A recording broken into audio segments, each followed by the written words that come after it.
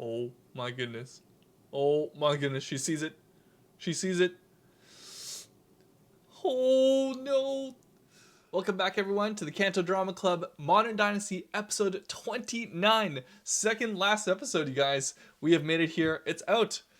What a journey it's been. Okay, here we go. My top 11 moments from this episode.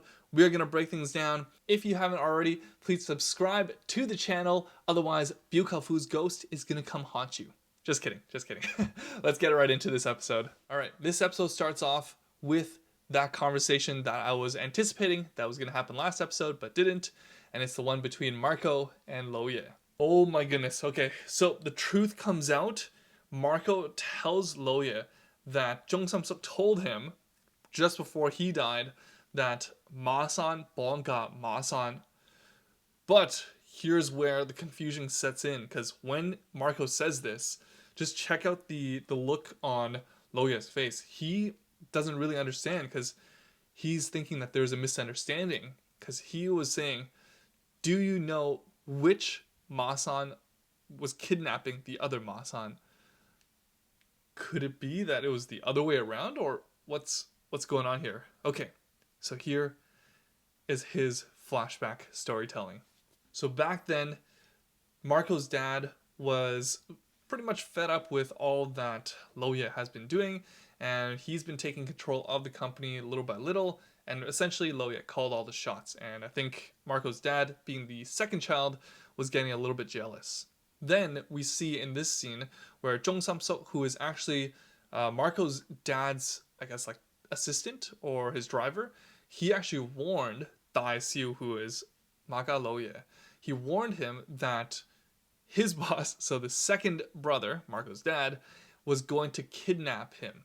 And of course, when he knew this, he deferred his route wherever he was going to go, where the original kidnapping was going to happen and take place. And guess what? Because of that, Marco's dad actually got kidnapped instead.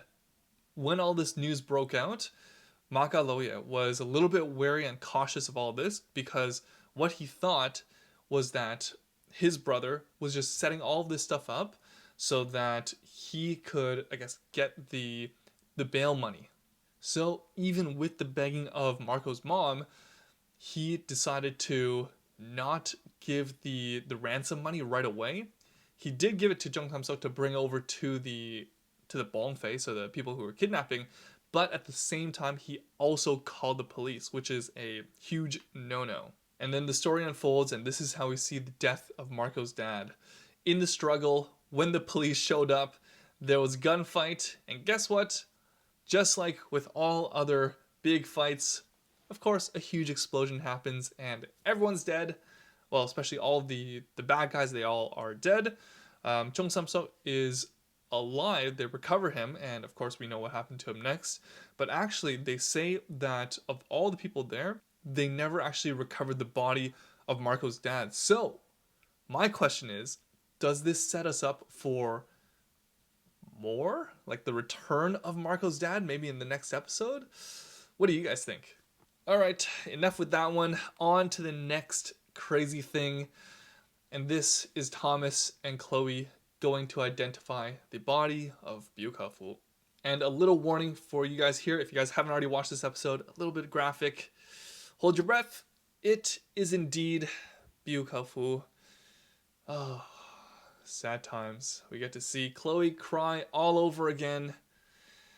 Oh, sad times. And here we actually hear Chloe accept Byukafu as her dad for the very first time. As he was dead and laying down in front of her, she actually calls out Abba. They also determine the cause of death, and they say that it should likely be a murder, because obviously who in their right mind stuffs himself into a suitcase and then stuffs it with rocks and then throws himself into the bottom of the ocean? That would be a nobody, so it is pretty much confirmed that it is a murder. Alright, coming back to Casa Sammy here. When Sammy's dad asks her if she's heard about Byukafu's news, which is now circulating all over the news, she says no, and even plays it off like nothing happened. What an absolute sicko.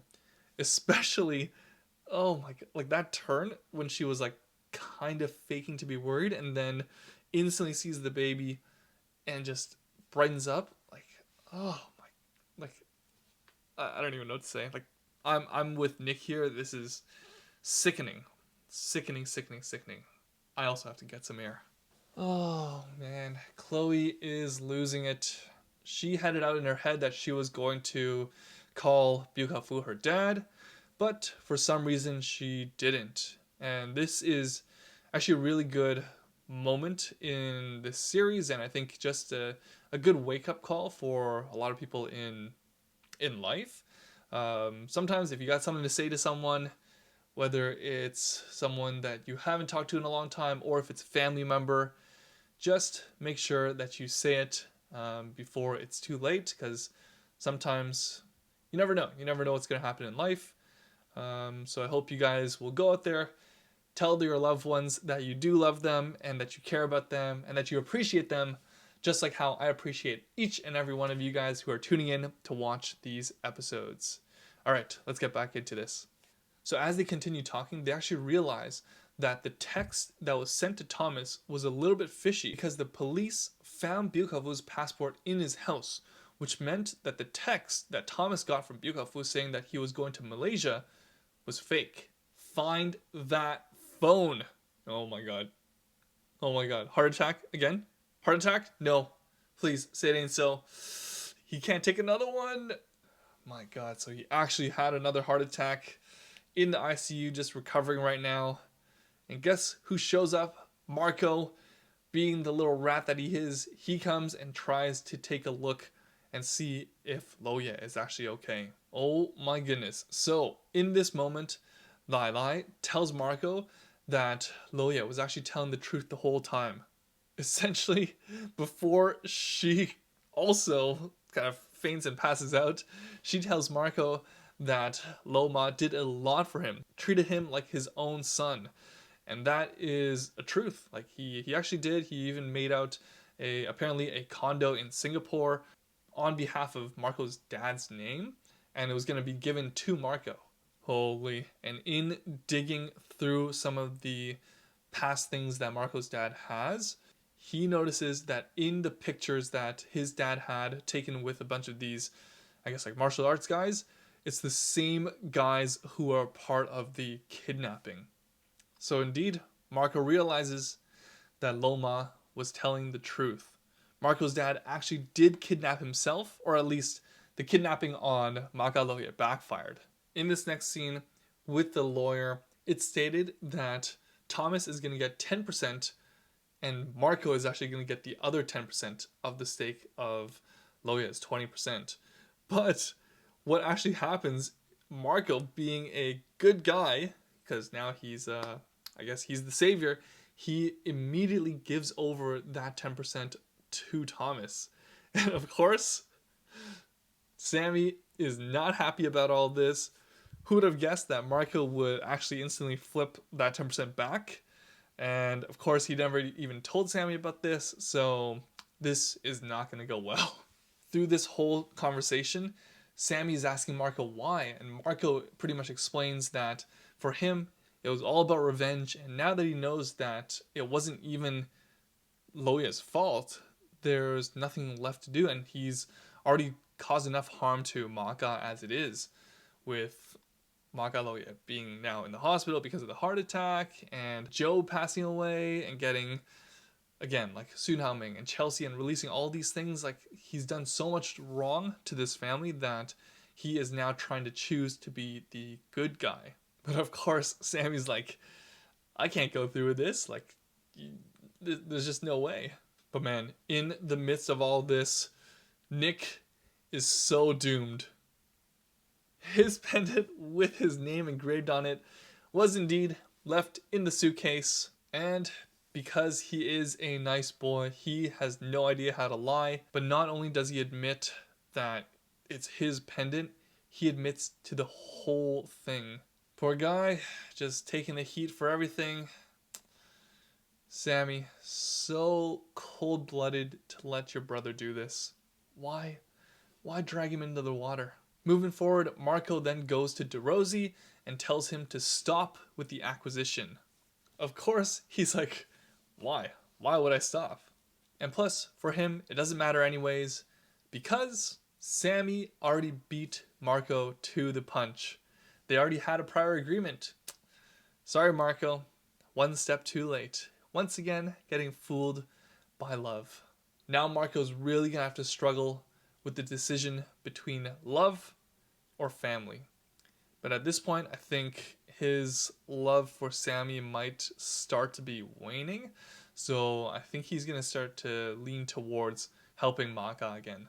Oh my goodness, finally, Daiko and Daiso are back. Unfortunately, he doesn't have great news. After scavenging the depths of the earth, he isn't really able to muster up that many shares of Masi's Zaptune stock. However, we have one more addition to the family. Marco is now coming back in, and he wholeheartedly apologizes to the family and is offering up his help. At first, Thomas is hesitant, but Daigo chooses to believe Marco this time and repeats the famous line from the series that their father always says, that brothers will have to stick together and family will prevail. Let's go! Mahingdai, all together, one for all and one for all. Wait. One for all and all for one. But later on that night, they discuss it, and after doing all the math in all the best case scenario, they still only have 47% of the stock. So they're going to have to try to find some way to get 4% more to stop the acquisition. Oh my goodness. All right, so in this last scene of this episode, we see that Maka Loye is drafting up his new will. But he realizes Sammy is coming to visit him, so he quickly puts it away. Tension. Oh my goodness. Oh my goodness, she sees it. She sees it. Oh no. Oh no, this is not gonna end well. She reads the will and she sees that the will has been changed, and that 10% that was supposed to go to Long Long, so her son, has been stripped. Oh my god.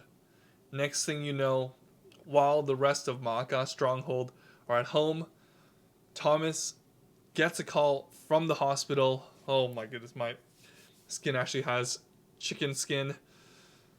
And the call is that Abba has passed away.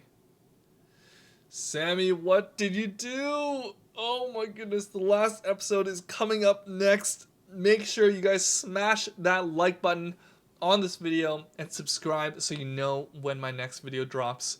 Last episode. Oh.